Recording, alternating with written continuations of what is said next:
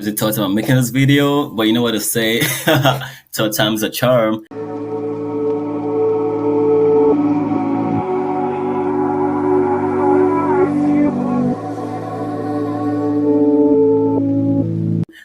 Hey guys, Jesse here from its.com, and we are starting a new category on our channel as well as on our website, which is called Chrome OS Weekly.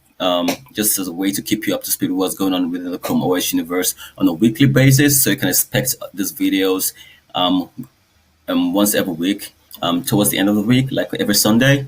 So basically, reason why we're doing this is because we don't necessarily have the manpower at the moment to cover news on a daily basis. However, that is bound to change as time goes on.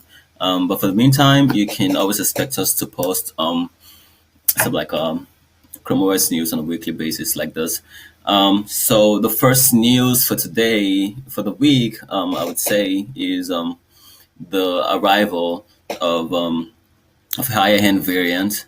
Not necessarily in terms of the processor, but in terms of the RAM and the internal storage of the Asus Chromebook C434, which is a worthy successor to the Asus Chromebook C302. Sorry about that. The Asus C434, which is a rightful successor to the C302, has been all the rage ever since its release earlier this year. It's a significant improvement in just about every department over the C302. And you can always find a comprehensive side-by-side comparison of both devices on our site as well, because we have a device catalog section where you can literally compare any Chromebook and literally any Chrome OS device and see how, 2 or 3 or more devices compare. With a sturdy build, an almost bezel-less display, and newer internal, and a faster processor, you can't deny the fact that this device is definitely what the is definitely what the successor to the Asus C302. And if you're looking for a new Chrome OS device, and you have a budget of about $600, you can't go wrong with this one, because you'll be getting a Core M3 processor with 8 GB of RAM and 128 GB of internal storage, and it's just about right, for running Chrome OS without necessarily spending $1,000, or settling for what is less than. As you can see, the 4 gig ROM variant is only $30 less than this variant that is on our news, that we covered the news, and it's literally a no-brainer. It's a pretty good deal. Second news on the list is this: CTL releases a bundle of Chrome OS goodies tailored for the educational market. As you may know, the tablet and detachable category is slowly growing within the Chrome OS ecosystem. Oh, and I forgot to refer you back to the comparison list, just in case you're looking for that. We have the comparison of the Asus C434 model and the C302 model on our website, so you can go have a look at that. Link will be in the description. And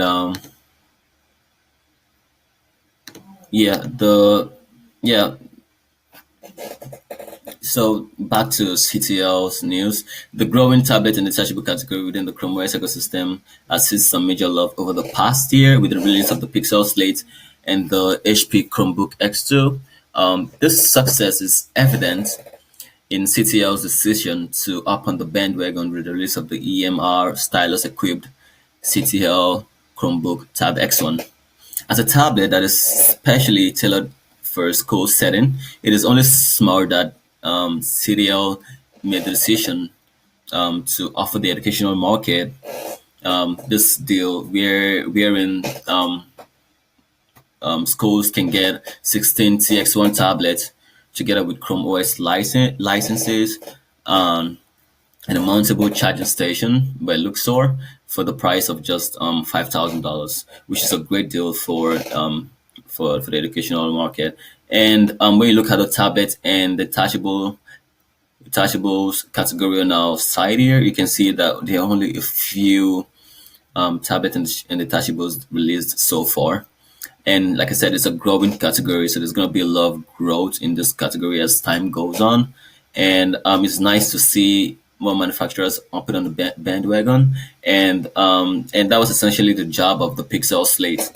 For it not been a very successful device as the Pixel Book, if I may, but it was basically meant to usher in that that idea of it was basically meant to lead the way and show manufacturers um, what the Chrome OS experience can be on a tablet type of device, or the chargeable kind of device, kind of like what the Pixel Book was originally meant to accomplish. If I may, sort of like to change the perception of people in regards Chrome OS, sort of like change that association of Chrome OS with lower end devices. Because as you may know, the Pixel Book is an all aluminum metal build. You know, a very nice and beautiful device, and the Pixel Slate continues that tradition, wherein it's basically a representation of what could become the tablet and detachables category. And next news on the list is extensive support for external USB devices. So Chrome OS obviously supports external USB devices, as always supported external USB devices. However, the functionalities of those external USB devices has been pretty limited. However, with the upcoming M74 updates, that should change drastically. You should be able to do more um, with your external USB webcam, like pan, tilt, and zoom, which is great. And you should find a place in conferences, as well as business settings, and just for the regular Joe or Jane that has a Chromebox in the house and would like to complement it with an external USB webcam for the typical for regular video calls, or whenever they might need it. And you can read the full release note in a PDF form on our site as well. We've attached it to the webpage. I'll leave the link down in the description below. And the next news the next news for the week is key mapping for Google Assistant is on the way. Google Assistant on the way. And I would say this is a great feature to have, because you having a third party accessory that's not officially supported by Google, can be a bummer if you're unable to use a specific key specific button or key on that third party accessory to trigger the Google Assistant, because it's about to become with upcoming updates, there'll be the Google Assistant will be made widely available, because it's currently only officially available on the it's currently officially available on the Pixel Book and Pixel Slate in the stable channel. However, you need to be on the developer channel or better channel on other devices for you to access the Google Assistant functionality. So it's really nice to see that Google is actively um, working on support for third-party accessories, so you can trigger the Google Assistant at will when that functionality finally makes its way to the stable channel. And the last news for the day is native support for Linux apps, native VPN to support for Linux apps. And as you may know, as you may know, the Linux container within Chrome OS that is based on Debian doesn't necessarily support. It's not necessarily as integrated right into the. It's not so necessarily as integrated as the Android container, right? considering that it's not native to the platform, right? But however, Google is constantly trying to do better in integrating the container with the rest of the Chrome OS system. And this is a great news considering that you can now run you can now run your Linux apps at will with VPN support. VPN support will now become VPN support considering that VPN support will now become native, will now become the norm for Linux apps on your Chrome OS system. And this feature is currently available in Chrome OS 7.5, which is on dev channel. And as usual, it will trickle down to the stable channel, to the better channel, then stable channel. So you can be on the lookout for that.